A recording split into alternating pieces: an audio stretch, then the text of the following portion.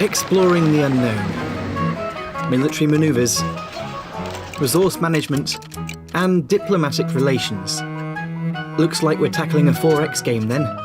Imperialism II is a turn-based empire builder, set across the Age of Discovery and into the Industrial Revolution.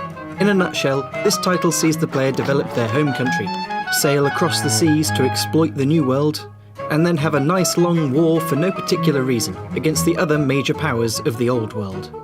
Welcome then to YesterYear's Mac Games, where today we're taking a look at a cross-platform retail title. It's playable on Windows 95, 98 and maybe newer.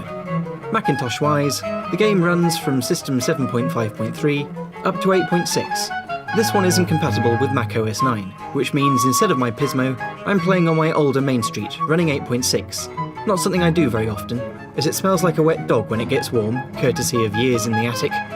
The Windows edition is relatively easy to come across. The DVD case version of the game is all over eBay, and it can be purchased digitally from GOG.com. The Macintosh version, however, is less accessible. It's only present on the big box release from 1999, which we'll have a rummage through now. The cover art from the box is quite a sensible affair. A stern-looking beardy in a metal hat dominates the left, while some sort of boat splish-splashes around in the background.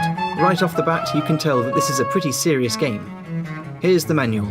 I'm not kidding when I say that having this to hand is necessary. I played this game before I got a copy physically, and I've no idea how I managed, as I had my head in this documentation constantly to figure out why the thing I was trying to do would not do its thing, no matter how hard I tried.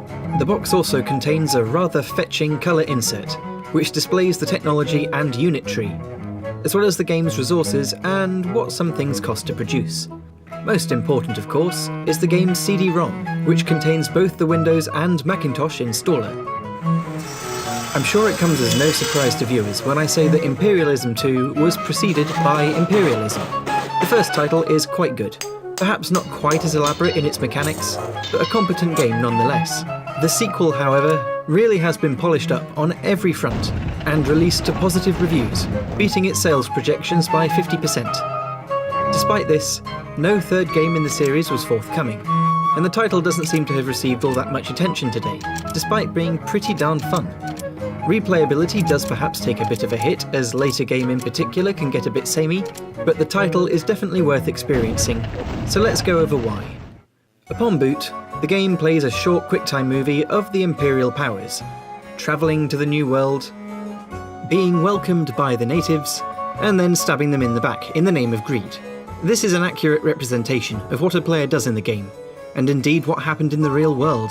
The colonisation of the New World is a central theme to the game, so despite being rather grim, it's of strategic importance to remove the natives as quickly as possible, as it's a mad rush to exploit all the newly discovered resources quicker and more effectively than the other major world powers. Right from the get-go then, the ships that players start with will pelt off to the undiscovered side of the map, and once land has been spotted, explorers can tootle over to see what it holds. The Old World has an ample supply of iron, wool, grain, some horses, and wood. But to progress effectively, a source of tobacco, sugar, precious metals, and fur must be identified within the newly discovered lands and shipped home.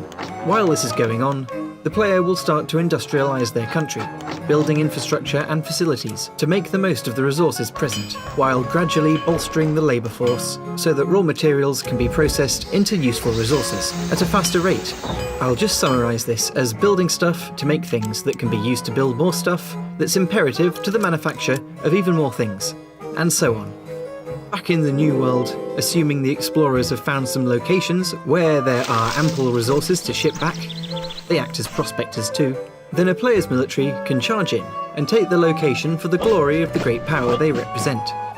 There is the ability to do it peacefully, but from what I've seen, there's no benefit to investing funds and resources into relations with a tribe when another major power is just going to invade and kill them halfway through. Diplomacy in this game is expensive and rather slow.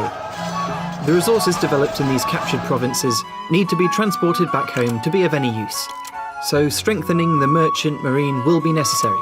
More military units are required to expand faster and hold provinces from the other major powers.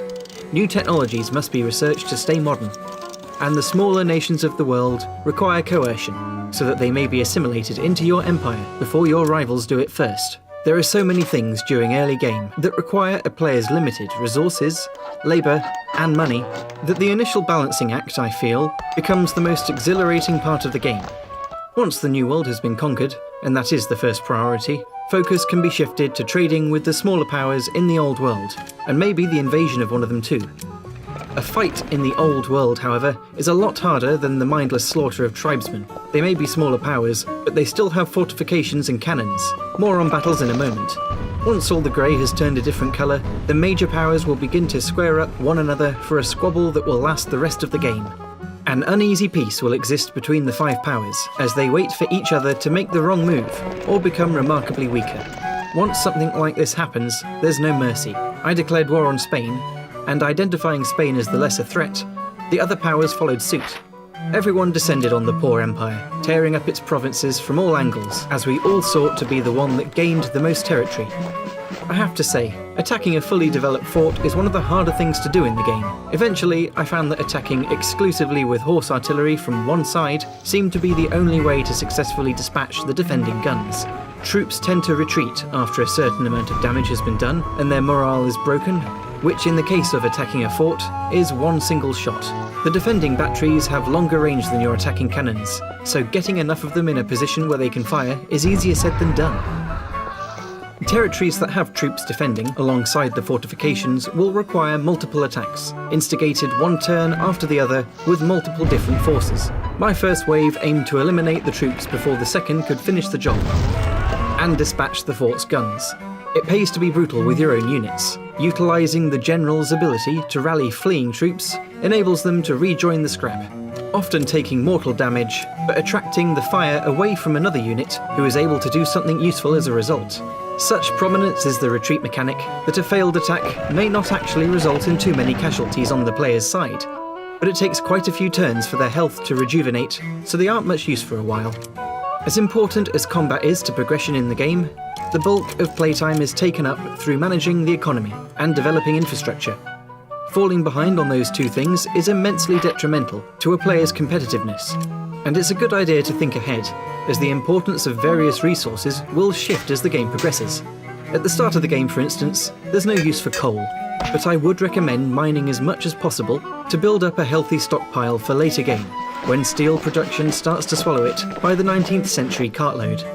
Being able to finesse and perfect the production and transportation systems is an important part of any good strategy game, and I have to say, I find Imperialism II's interpretation of this to be most satisfying. Momentum is key, however, and while some things may seem expensive, investing in them early on can really pay off. I found that getting railways set up around the old world was definitely the right choice over other production options, as it allowed me to bring in more livestock to feed more labour, which enabled me to pull ahead in production and generate some extra funds selling goods, which I was then able to use as a cash grant to Scotland to increase favour. Essentially, building railways is how I annexed Scotland. Now there's quite a few old 4X games out there, and they all take a lot of time to play. So I guess a lot of people may ask if Imperialism II is worth the investment of time that it demands. While I would say yes, it's a lot of fun, I'm fond of the genre as a whole and enjoy the complexity. For others, however, it's going to be quite inaccessible. It's a hard game, and it needs the manual, so if you've gotten the game download from the garden or the repo to play on an old Mac, you're at a disadvantage. I assume the GOG edition includes it digitally, but I've always found digital manuals to be incredibly inconvenient. Nonetheless, the opportunity to re-script the Age of Discovery outweighs the negatives, and with aggressive and peaceful playstyles, it's possible to have a very different experience during different playthroughs. In summary then, Imperialism II is an underrated title, and well worth a shot. You can play it on modern systems, and it doesn't cost too much. If you're looking for a game from the late 90s with heaps of strategy, tactics, and decent levels of historical accuracy, Imperialism II is a sound choice. If you lasted this long, you may enjoy some of my other videos. I attempt to put out something new every couple of weeks. It doesn't always pan out like that, but subscribing will keep you on top of future content, so by all means hit that button. Thanks for watching then, and see you next time.